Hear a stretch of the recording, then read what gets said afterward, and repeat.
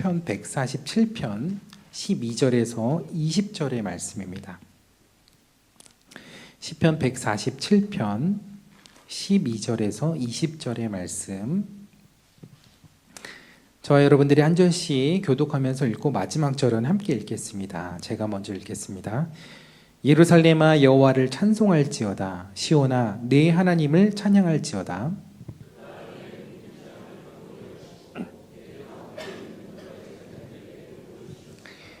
네 경내를 평안하게 하시고 아름다운 밀로 너를 배불리시며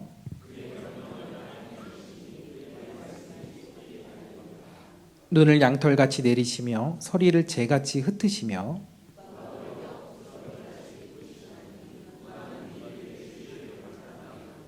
그의 말씀을 보내사 그것들을 녹이시고 바람을 불게 하신즉 물이 흐르는도다.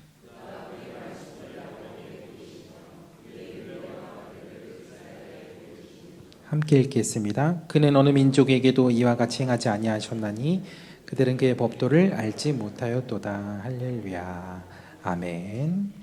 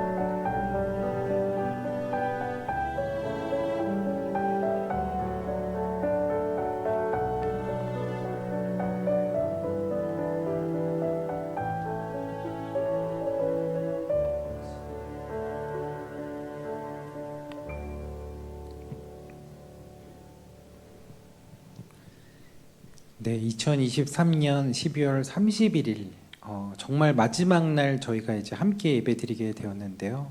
마지막 날을 또 하나님 앞에 나와 예배 드리시는 여러분 모두를 주님의 이름으로 환영하고 축복합니다. 여러분 한 해를 보내면서 무엇을 남기시겠냐고 영상에서 물었는데 정말 좋은 것들을 심으시고 남기셔서 더 좋은 것들로 열매 맺는 또 새해가 되시기를 주님의 이름으로 축복합니다. 1912년 4월이었습니다. 당시 인간 기술로서는 최고의 걸작이고 침몰하지 않는 배라고 칭송을 받으면서 2,400여 명의 승무원과 또 승객들을 태우고 영국을 떠나 뉴욕으로 향하던 배가 있었습니다. 그 배의 이름은 여러분들이 잘 아시는 타이타닉호라는 배였습니다. 당시에는 그 어마어마한 배에 승선했다는 것 자체만으로도 최고의 영예고 자랑거리였습니다. 근데 그런 첨단 장비를 갖추고 계속 항해를 하던 그 배가 뉴파운드랜드 남쪽에서 빙산과 충돌하면서 무려 1,500여 명이 사망을 하게 되었습니다. 당시 배에는 구명정이 있었지만 승객들을 구조하는 데는 터무니없이 부족했어요. 원래는 더 많은 구명정이 있어야 했지만 최소의 구명정만 비치되어 있었고 그랬던 이유는 그 배가 설마 침몰하겠냐라며 자신했기 때문입니다. 근데 생각지도 못하게 빙산과 충돌하게 되었고 배의 앞부분에서부터 물이 점점 차오르면서 그 어마어마한 덩치의 그 배는 서서히 침몰해 가기 시작했습니다. 타이타닉 영화 속에서는 그 위기의 사람들을 다양한 모습으로 담았는데 여자들과 아이들을 태워보내는 승무원들, 자기 한 목숨을 건지기 위해 아우성을 치는 사람들, 자신의 지위를 이용하여 구명정에 오르려는 사람들과 끼어들기를 하는 사람들, 소란스러운 갑판 위에서도 내 주를 가까이 하려 함은이라는 찬양을 연주하는 사람들, 하지만 잠시 후에 그 모든 장면들이 바닷속으로 다 묻히게 됩니다. 배를 만들고 배를 띄우고 그리고 여객선에서 파티를 열며 즐거워하던 그 인간의 뛰어남, 그렇게 자랑하던 인간의 능력이 한순간에 바닷속에 파묻히는 순간이었습니다. 그 누가 알았어요? 그런 일이 있을 거라고. 그 누구도 상상하지 못했을 겁니다. 근데 우리 인생이 자부하고 자신할수록 허무하게 가라앉는 그런 타이타닉과도 같다는 생각이 들었습니다. 인간을 만물의 영장이라고도 하는데요. 우주선을 쏘아 올리고 거대한 호학 여객선을 만들어 바다에 띄우기도 하지만 한 치 앞 빙산도 보지 못하는 것이 우리의 인생이고 언제든 죽음의 바닷속으로 쉽게 가라앉을 수 있는 것이 바로 우리 인생이기도 합니다. 우리가 최근 몇 년 동안 보이지도 않는 미세하고 그 작은 바이러스에도 너무나 많은 고통과 또 어려움을 겪었습니다. 그러면서 또 우리의 연약함을 또 뼈저리게 경험했던 시간들이었던 것 같습니다. 예전에 저희 큰딸이 어린이집에서 한 친구를 데리고 왔는데요. 그 친구 때문에 저희 모든 가족이 너무나 고생을 했습니다. 그 친구는 노시성을 가진 친구였는데 이름까지 얘기해도 될란가 모르겠는데 이름은 로바이러스였어요. 노로바이러스. 네, 그 친구를 우리 하윤이가 데리고 와가지고 온 가족이 고생을 했습니다. 그 보이지도 않는 그 작은 바이러스 하나 때문에 우리 가족 4명이 그때 막내 딸은 없었을 때였는데 4명이 전부 그렇게 이제 뻗었는데 한꺼번에 뻗은 게 아니라 한 명씩 순서대로 도미노처럼 그렇게 뻗었어요. 그래서 아들, 아내 그리고 제가 마지막으로 그렇게 이제 걸리게 되었는데 정말 마지막에 제가 구토하고 막 열나고 막 그러면서 정말 너무나 고생을 했던 기억이 납니다. 근데 그 작은 바이러스 하나가 그렇게 가족들을 하나씩 숙주 삼아서 다 쓰러뜨리고 가는데요. 아이고 어른이고 바이러스 하나에 힘 못 쓰는 인간이라는 점에서는 다 똑같은 것 같더라고요. 아무리 예방접종을 해도 가정 안에 들어오는 바이러스, 그 작은 바이러스 하나도 막아내지 못하는 게 우리의 인생이라는 거죠. 제가 바이러스를 한 예로 들었지만 우리 인생에 보이지 않는 수많은 문제들을 우리가 다 막아내지를 못합니다. 올 한 해 우리의 삶을 그리고 우리의 가족과 지인들을 지키려고 얼마나 많은 노력들을 하셨나요? 근데 그런 노력들에도 불구하고 가정도 내 사업, 내 삶 온전히 지킬 수 없다는 것. 참 그래서 우리의 인생이 더 허무하다는 생각이 듭니다. 근데 성경은 우리 인생이 그런 허무한 인생이 맞다고 이야기를 하고 있어요. 우리 인생이 그렇게 허무한 이유는 바로 하나님을 떠나기 때문입니다. 그래서 그 허무한 공간을 채워주실 분 또한 오직 하나님뿐이라고 성경은 이야기를 하고 있습니다. 그래서 오늘 말씀 13절에는 내 인생의 문빗장을 견고하게 하시는 분이 하나님이시라고 했습니다. 그래서 하나님께서 지켜주시지 않으면 내 모든 수고가 헛되고 하나님 없이 아침 일찍부터 저녁 늦게까지 수고하는 그 모든 것들이 헛되다고 이야기를 하고 있습니다. 그래서 우리 믿음의 선진들은 전도서를 통해서 우리의 인생이 헛되고 헛되며 헛되니 헛되고 헛되도다라고 이야기를 하면서, 그래서 우리 인생에 아무런 낙이 올 해가 가깝기 전에, 그런 날이 오기 전에 창조주 하나님을 기억하라고 이야기를 했던 것이죠. 그래서 오늘 말씀처럼 문빗장을 견고케 하시는 분도 하나님이시고, 우리 자녀들에게 복을 주셔서 세우시는 분도 하나님이신데, 우리 가정에 평안을 주시고 세우시는 분도 하나님이신데, 그 하나님이 지난 우리 2023년 한 해 우리의 삶 가운데 정말 계셨는지 우리가 돌아보며 그 하나님을 다시금 믿음으로 고백해야 될 줄 믿습니다. 우리의 삶을 풍성하게 해주실 분도 하나님이시고, 병약함을 치유하고 일으켜 주실 분도 하나님이시며, 근심과 걱정 가운데서도 우리의 마음과 생각을 지켜주실 분은 오직 하나님뿐이신 줄 믿습니다. 우리의 신앙은 바로 이 사실을 인정하는 데서부터 시작이 되는 것입니다. 농사를 짓는 사람에게 적절한 때의 시기를 따라 적당하게 비가 내리는 게 얼마나 중요한지 모릅니다. 여러분들은 겨울에 눈이 많이 오면 싫으시죠? 네, 오고 가는 길도 막 그렇고 차도 금방 더러워지고 길도 미끄럽고 눈 오는 걸 싫어하는 분들도 많이 계신데, 농부들에게는 겨울의 눈이 참 중요합니다. 꼭 필요합니다. 특별히 보리나 밀농사를 하는 분들에게는 이 눈이 너무나 중요한 것이에요. 밀이나 보리를 여러분 언제 파종하는지 아세요? 씨를 언제 뿌리는지 아세요? 보통 9월, 10월, 11월 요때 이제 가을에 이렇게 파종을 합니다. 그러면 그 씨들이 겨울 내내 있다가 봄에 이제 보리들이 자라기 시작하는 거죠. 근데 눈이 많이 와야 그 보리들이 있는, 밀이 있는 그 밭을 눈으로 덮어주고 온실 효과를 만들어주고 그 밭을 보호해 줄 수 있어요. 그리고 겨울 가뭄이 오지 않도록 그 눈이 녹으면서 그 땅을 부드럽게 해주고, 거기에 심겨져 있던 파종되었던 보리나 밀의 씨앗들이 잘 뿌리를 내릴 수 있는 것이죠. 그래서 겨울에 눈이 많이 오면 보리가 풍년이다, 이런 말 들어봤으면 좀 연세가 보릿고개 이런 거 아시는 분들일 거고, 네. 그런 말이 있습니다. 그런데 눈이나 비가 오는 걸 어떻게 사람의 힘으로 어쩔 수 있겠어요. 제가 양수기도 없던 시절에 이렇게 시골에 가보면 이 농부들이 양동이로 막 이렇게 물을 퍼나르는 것들을 이제 할아버지 댁에 가서 이제 몇 번 본 적이 있어요. 근데 너무 애쓰고 막 힘들게 땀 뻘뻘 흘리면서 그 물을 대지만, 사실은 그 대봐야 금방 다 말라버리고 다시 땅이 갈라지거든요. 참 그게 쉽지 않은 일이에요. 근데 그것을 한 방에 해결해 주는 것이 있죠. 그게 바로 비인 것입니다. 비구름이 몰려와서요, 소낙비만 한 차례 쏟아지고 나면 그 모든 해갈이 해소가 됩니다. 그 비로 인해서 농작물들이 다 살게 될 수 있죠. 근데 그 비를 누가 내리게 하시는 걸까요? 결국 우리의 가물었던 삶 또한 한 번에 그렇게 소생시키실 수 있는 것은 바로 하나님의 은혜인 줄 믿습니다. 그러니 우리가 스스로 수고로운 인생을 살기보다는 하나님이 하시는 일 기대하며 살아가는 인생, 그것이 우리 인생이 수고롭지 않고 더 복된 인생이 아닐까요?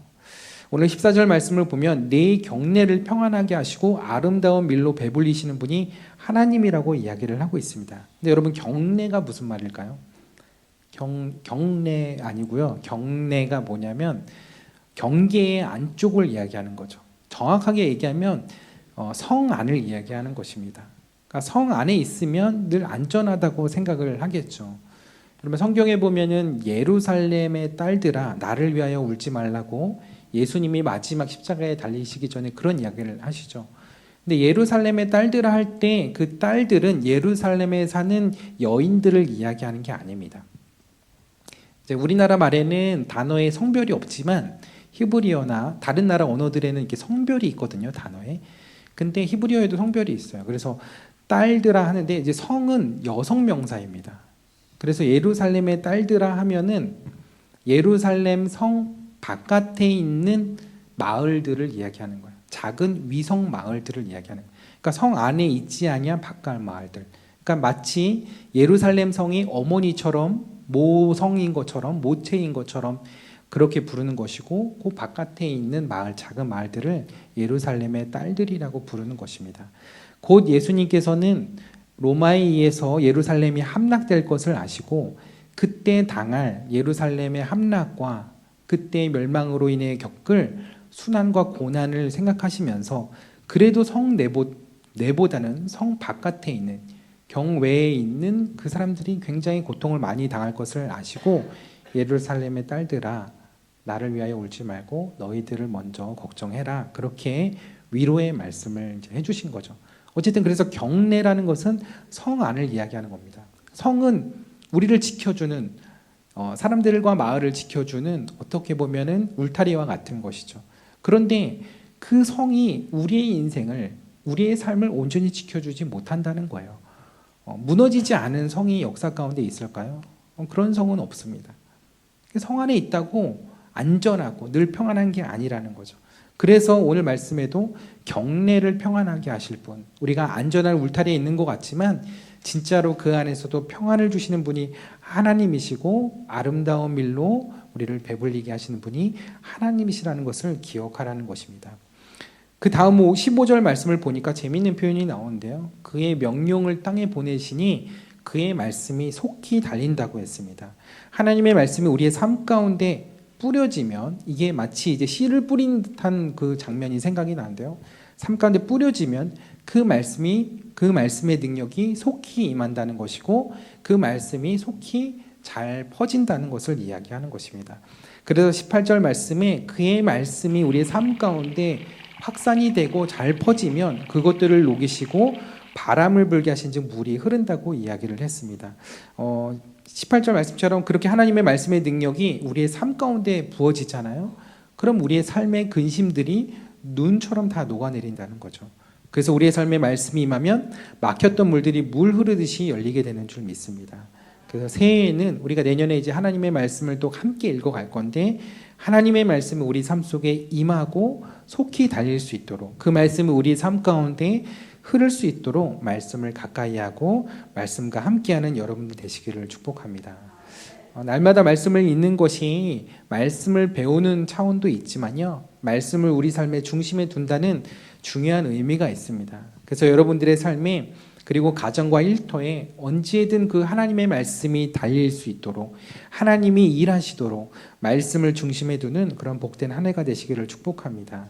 그래서 감정과 기분과 내 판단이 내 삶을 움직여가는 것이 아니라 하나님의 말씀이 나를 움직여가고 나의 삶을 다스리게 되기를 축복합니다.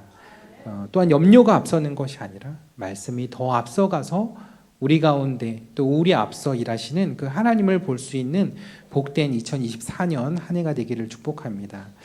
저는 내년 새해가 참 기대가 많이 됩니다. 말씀을 통해 우리 삶 가운데 역사하실 그 하나님의 일들이 벌써부터 기대가 되기 때문입니다. 저는 말씀 가운데 일하시는 그 하나님의 놀라운 능력들을 참 많이 경험했는데요. 그 말씀 안에서 해결되지 않는 문제가 없더라고요. 몇 년 전에 어느 남자 집사님이 저를 찾아와서 마음이 힘들어서 기도해 달라고 하셨는데요. 이분은 아니세요. 네. 제가 그럼 영어로 기도해 드려야 되는데 이분은 아니시고 다른 분이신데 이분이 교통사고를 당하셔가지고 머리를 다치셨는데요. 그러면서 2년 동안 재활치료를 이제 받으셨어요. 근데 이제 무슨 이유에서인지 치료를 다 받고 나서 집으로 돌아갔는데 집에 가보니까 다른 사람들이 살고 있는 거예요. 그러니까 말도 없이 가족들이 이사를 가버린 거예요. 이유가 있겠죠. 그래서 이 집사님이 너무나 황당해서 무슨 일일까 했는데 연락도 안 되고 가족들이 그냥 버리고 떠나간 거예요. 배신감과 우울감이 한꺼번에 몰려와서 견딜 수가 없는 거예요, 이분. 그래서 도저히 참지 못하고 이분이 예배 드리는 중에 저를 찾아와가지고 기도해 달라고 찾아오신 거예요. 그래서 그분을 위해서 이제 기도해 드렸는데 그 이후로도 한 1년 정도를 기도해 드렸던 것 같아요. 전화로도 기도해 드리고 오실 때마다 기도도 해 드리고 그랬는데 제가 좀 기도의 능력이 좀 없는지 이게 우울증이 빨리 안 없어지는 거예요. 그러다가 이분이 작년 1월에 저에게 신방을 요청하셨어요. 그래서 이분 이제 혼자 얻으신 그 오피스텔에 가서 신방을 이제 해드렸는데 그때 정말 이분이 굉장히 심각한 상태였어요. 자살에 대한 부분들이 굉장히 구체적으로 구상하고 있고 그 위기가 굉장히 심각한 상태였거든요. 그래서 이분을 놓고 기도를 해드렸는데 제가 이분에게 좀 그러면 올해 그때 이제 분당 만나교회에서 성경 통독을 하는 해였는데 말씀을 같이 읽어보면서 하나님께서 치유해 주시고 역사해 주시는 것들을 한번 기대하면서 성경을 읽어보자고 이야기를 했습니다. 그래서 성경을 읽는데 이분이 또 친구분에게 마침 그 성경 필독 그 성경 그 적는 그거를 선물로 받으신 거예요. 그러면서 이분이 그때부터 성경을 필사하기를 시작하신 거예요. 그러면서 정말 시간이 날 때마다 뭐 다른 걸 하면은 너무 우울하고 마음이 힘들어서 다른 건 할 수 없고 아르바이트처럼 하는 거 4시간 하는 거 빼고 나머지 시간, 나머지 자는 시간 한 3, 4시간 빼고 거의 하루에 10몇 시간씩 계속 성경을 읽으면서 이제 필사를 하셨습니다. 근데 제가 신방하고 한 6개월 지나고 나서 교회를 이제 오셨는데 얼굴빛이 완전히 바뀌신 거예요. 완전히 다른 사람이 되셨고 너무 많이 회복된 모습이 보이는 거예요. 아니 어떻게 그렇게 우울증과 자살 충동에 시달렸던 분이 그렇게 짧은 시간에 회복이 될 수 있었을까? 저도 이제 심리 상담을 해보고 우울증 걸리신 분들을 위해서도 많이 기도도 해드렸는데 그게 그렇게 쉽게 마음이 회복되지 않거든요. 근데 이유가 있었어요. 이 집사님이 저에게 그 신방을 받으시는 그날부터 매일 말씀을 읽고 끊임없이 이 말씀 가운데 필사도 하시면서 묵상을 하신 거예요. 그렇게 이 집사님의 삶에 그 말씀이 달리기 시작하니까 말씀에 놀라운 치유의 능력이 이 집사님에게 임한 거예요. 그래서 1년도 안 돼서 우울증 약을 다 끊었습니다. 그리고 나서 그분이 올해 3월에 저를 찾아왔는데 찾아온 이유는 이걸 저에게 보여주기 위해서였어요. 그건 성경 전체를 다 필사해서 제본한 성경이었습니다. 보면은요, 이게 두께가 한 30cm가 넘어요. 성경을 이제 정말 이렇게 필사를 하신 것도 참 대단한데 그 말씀이 집사님을 고치고 치유하신 것이 더 놀라운 일이었던 것 같아요. 그래서 한 6개월 이제 뒤에 찾아오셨을 때 그리고 1년 뒤에 이걸 가지고 오셨을 때는 완전히 그 사고 당하기 이전의 모습으로 완전히 회복해서 오셨고 처음 신방했을 때만 해도 눈빛과 눈에 초점이 없었던 그분이 말투, 행동, 얼굴빛 이 모든 게 1년이 채 안 돼서 온전히 회복되었다는 거 저도 보고도 믿어지지가 않더라고요. 저는 집사님이 회복된 것도 기적이라고 생각을 했는데 더 큰 기적이 그 이후에 있었습니다. 그것은 이 집사님의 가족과의 관계 회복이었어요. 집사님은 그 안에 가족들에게 편지를 적어서 또 같이 제본을 했는데 물론 저기 안에는 저한테 감사하다는 얘기도 있어요. 그래서 그 안에 굉장히 거창한 이제 또 본인의 자서전과 같은 이야기들이 또 쓰여 있는데 제 마음을 가장 뭉클하게 했던 것은 바로 이 부분이었습니다. 그것은 딸에게 쓴 편지였어요. 저는 이 글을 보면서 집사님뿐만 아니라 집사님의 가정까지도 하나님께서 치유해 주시고 회복시켜 주시고 계시구나라는 것을 알게 되었습니다. 그래서 여기 마지막 부분에 보면요. 우리 집안이 유교 집안이었지만 앞으로 기독교로 개종하고 하나님 그리스도 예수님을 섬기며 성경 말씀으로 살아갔으면 한다라고 그렇게 자녀들에게도 당부의 이야기를 저 편지를 통해서 전하고 있습니다. 이분의 이 신앙의 이 고백들이 굉장히 담겨져 있는 굉장히 귀중한 하나의 믿음의 유산이 되었고 이거를 제 딸에게 그렇게 자녀에게 전달을 하셨다고 하더라고요. 그러면서 가족들과의 관계도 차츰차츰 회복하시게 되었습니다. 그래서 저는 하나님의 말씀이 우리 삶에 임하면요. 그 말씀이 속히 달리고 놀라운 응답으로 우리 가운데 나타나게 될 줄 믿습니다. 하나님의 말씀은 살아계신 하나님의 말씀이에요. 그 말씀이 육신이 되어 이 땅에 오셔서 우리 인생의 모든 문제를 해결하신 그분이 바로 예수님이십니다.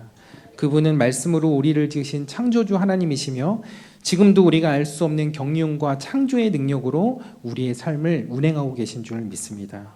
근데 우리가 하나님의 방법을 다 이해할 수 없거든요. 왜 내가 기도해도 하나님은 응답해 주시지 않으시지? 하나님이 정말 일하시는 거 맞아? 내가 말씀을 읽어도 왜 내 마음 가운데는 와닿지 않는 것이지? 정말 이게 나에게 주신 하나님의 음성이 맞을까라고 그렇게 의심이 들 때도 있습니다. 근데 우리가 조금 더 기다리면서 그 하나님의 말씀 속으로 더 들어가 보면요, 하나님은 우리가 알지 못하는 가운데서도 너무나 많은 일들을 우리를 위해서 하나님의 섭리 가운데 행하고 계신다는 것입니다. 그래서 우리가 더욱더 그 말씀을 그때 멀리하는 것이 아니라 가까이 하면서 우리 가운데 어떻게 일하시는지를 보는 것이 중요한 것이죠. 미국의 사이언스 다이제스트라고, 리더스 다이제스트라고 그래서 그 1984년 아주 옛날, 지금으로부터 이제 거의 한 40년 전에 나왔던 그 기사인데, 왜 오리의 발은 얼지 않을까라는 재밌는 글이 실린 적이 있습니다. 그래서 이 겨울에 이 차가운 이 눈 위를, 그리고 저 물 위를 저렇게 다니는 이 오리들, 사실은 여러분들 다 오리털 잠바 입고 계시잖아요. 이제 오리털 잠바만 입을 게 아니라 오리 발을 신으셔야 될 것 같아요. 그 생각은 안 해보셨죠? 아니, 오리들은 어떻게, 몸은 오리털이라 따뜻하겠지만 발은 어떻게 저렇게 차가운 데를 아무렇지도 않게 다닐 수 있을까라는 그런 의문이 듭니다. 그런데 오리뿐만이 아니라요, 그 호수 가장자리에 있는 참새들, 다른 새들도 많이 그래요. 다들 그렇게, 새들은 잘도 다녀요. 그 추운 날에 그 지하철역이나 이런 데 근처에서도 비둘기들이 맨발로 잘 다녀요. 왜 그렇게 눈이나 얼음 위를 다녀도 문제가 되지 않을까요? 왜냐하면 우리 같으면 그냥 맨발로 다니면 벌써 동상에 걸려서 발이 시커멓게 얼어붙고 더 이상 다니지도 못할 텐데요. 새들은 왜 그럴까요? 왜 그렇겠어요? 하나님이 그렇게 만드셨으니까 그렇겠죠. 새들은 그렇게 살 수 있도록 하나님이 만드셨습니다. 믿으십니까? 지금 여러분들의 눈빛이 살짝 황당하고 허무하다는 애매한 눈빛들이 있으신데, 그 눈빛들을 지우기 위해서, 빨리 지우기 위해서 제가 이유에 대해서 속히 달려보겠습니다. 새들은요, 다리로 내려가는 모든 혈액이 반드시 거쳐야 하는 동맥의 네트워크, 즉 필터를 가지고 있는데요, 이 동맥들이 발로부터 올라오는 정맥들과 서로 굉장히 많이 꼬여 있어요. 그걸 마법의 망이라고 하는데요, 발로 가는 혈액이 이 마법의 망이라고 불리는 필터로 들어가면서 발에서 그 차가워졌던 그 피가 올라오면서 그 mon수기처럼 섭씨 40도가 돼서 몸으로 올라오게 됩니다. 그래서 몸에서 그 피를, 차가운 피를 받아들이지 않고 따뜻한 피를 받아들여서 그 발로 다니는데 문제가 없게 된다는 거죠. 그래서 발에서 올라오는 혈액의 온도는 섭씨 3도밖에 되지 않는데, 이 방을 순식간에 지난 동안 따뜻한 피로 금세 데워져서 몸으로 들어온다는 거예요. 그래서 이 오리들은 신발이나 양말이 필요 없다는 거예요. 그래서 이런 거 아이디어가 있으신 분들은 빨리 이런 어그부츠를 만드시기 바랍니다. 그러니까 오리들은 발에 그런 히터를, 그 mon수기를 달고 다니는 거예요. 우리는 무심코 지나갔지만 그것이 얼마나 섬세한 하나님, 창조주 하나님의 놀라운 작품인지 모르거든요. 우리는 모르지만 하나님은 우리의 삶에 이러한 배려와 이런 장치들을 다 마련해 두고 계신다는 거죠. 근데 우리가 이걸 어떻게 알겠어요? 어떻게 알겠어요? 다이제스트를 읽어야 알죠. 마찬가지로 우리도 이거를 어떻게 알겠어요? 하나님의 말씀을 봐야 하나님께서 우리를 지으시고 우리를 사랑하시고 우리의 삶 가운데 어떤 경륜으로 일하시는지를 확인할 수 있게 되는 것입니다. 그런데요, 때로는 인간들이요, 오리만도 못할 때가 있어요. 내 인생을 허락하신 분이 내 인생도 책임지시다는 믿음조차 없이 살아갈 때가 있어요. 그래서 늘 근심과 염려로 살아간 사람은 이 오리만도 못한, 여러분들이 자주 드시는 그 오리고기 드시면서 맛있다고만 하지 마시고, 내가 이 오리만도 못하게 살면 안 되지 라고 하면서 드시게 되기를 축복합니다. 네. 그래서 내 인생을 허락하신 그 하나님이 내 인생을 책임지신다는 그 믿음은 우리가 하나님의 말씀을 통해서 확인하게 되고 또 듣게 되고, 그때 우리의 믿음이 우리의 마음 가운데 심어지게 된다는 거죠. 믿음은 들음에서 나는 것이고요, 그 들음은 하나님의 말씀으로부터 시작되는 줄 믿습니다. 그래서 주님도 말씀하셨죠. 공중나는 새를 보라고요. 걔네들은 심지도 않고 거두지도 않고 창고에 모아들이지도 않는데 너희 하늘 아버지께서 쟤네들 다 기르시는데 너희를 너희를, 이보다 더 귀한 너희를 그냥 두겠냐고 말씀하셨어요. 그래서 저는 그 말씀이 오늘 말씀을 준비하면서 이렇게 들리더라고요. 얼음 위에 오리를 보라. 양말도 부추도 방한 신발도 사서 신지 아니하되 너희 아버지께서 발가락을 데피시나니 너희가 이들보다 귀하지 아니하냐. 모세복음. 네, 더하면 2단이 될 것 같아서. 네. 하나님께서 설마 우리를 오리보다도 못한 존재로 만드셨겠어요? 그건 우리 스스로가 그렇게 만드는 것이죠. 때로는 이 추운 겨울을 나는 많은 동물들을 보면서 저 동물들도 하나님께서 아끼시고 저들도 보살피시는데 우리의 어려운 상황과 어려운 순간들을 하나님께서 모르고 지나가시겠냐는 거죠. 하나님께서는 계속 우리에게 위로의 말씀을 전하고 계세요. 내가 너를 사랑하고 내가 너의 인생을 붙들고 있고 내가 너의 인생을 책임지겠다고 말씀하고 계시는데 우리가 그것을 듣지 못하는 것은 우리 삶 가운데 하나님의 말씀이 가까이 있지 못하기 때문이죠. 그래서 우리의 삶에 자꾸 하나님의 말씀과 멀어질수록 늘어나는 건 한숨인 거예요. 자녀들을 보면서 한숨, 남편이나 아내를 보면서 한숨, 집안 보고 한숨, 내년 또 생각하면서 한숨.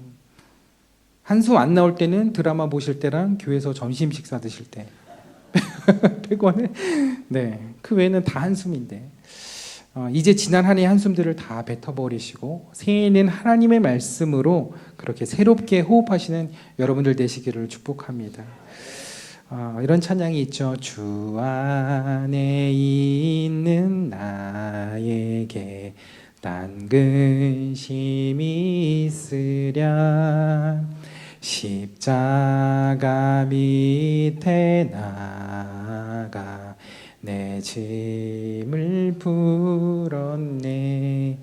그 두려움이 변하여 내 기도 되었고 전날의 한숨 변하여 전날의 한숨 변하여 내 노래 되었네. 주님을 찬송하면서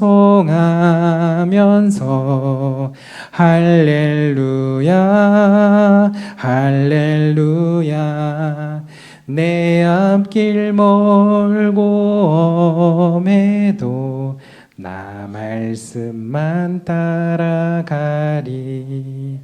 네, 제가 좀 개사했어요. 네, 주님만 따라가리 말씀만 따라가리로 바꿨습니다.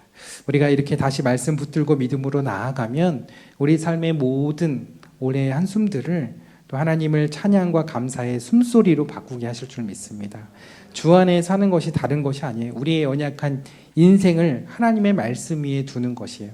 왜냐하면 하나님이 말씀이시고 말씀이 곧 하나님이시기 때문입니다. 그래서 그 말씀을 통해서 우리가 하나님의 살아계심과 일하심을 볼 수 있는 거예요. 새해에는 그 하나님의 말씀에 달리심이 멈추지 않는 저와 여러분들의 복된 삶이 되기를 축복합니다. 그래서 우리의 삶에서 그 하나님의 말씀이 한시도 단절되지 않게 되기를 축복합니다. 그렇게 하나님의 놀라우신 응답의 역사를 기대하며 2024년 새해가 말씀을 향하여 힘차게 나아가는 그런 복된 한 해를 시작하시는 저와 여러분 모두가 되시기를 주님의 이름으로 축원합니다. 어제나 오늘이나 변함없이 그 말씀 가운데 일하시며 그 말씀을 주시고 그 말씀을 지어 성취하시는 여호와 하나님께서 우리와 함께 하심을 믿습니다. 여기까지 인도하신 에베네셀의 하나님을 바라보며 또 새롭게 일하실 우리를 위하여 앞서 일하실 여호와 이레의 하나님을 또 기대하고 소망하며 나아가기를 원합니다. 우리 마음에 있는 모든 인생의 짐들을 주님의 십자가 앞에 주님의 말씀 앞에 내려놓게 하여 주시고 담대함으로 주 말씀을 향하여 나아갈 수 있는 저희 모두가 되게 하여 주옵소서. 이제는 우리 주 예수 그리스도의 십자가의 은혜와 또 말씀으로 이 세상을 창조하시고 만드신 창조주 하나님 아버지의 크신 사랑과 지금도 우리와 동행하시며 우리를 말씀으로 충만케 하시는 성령 하나님의 인도 위로하심이 또 새해를 맞이하며 또 한 해를 보내며 주님의 말씀을 붙들고 온전히 나아가기를 원하는 영종 만나의 모든 성도들과 함께 예배하는 주의 백성들 머리머리 위에 이제로부터 영원까지 함께 하시기를 간절히 축원하옵나이다. 아멘.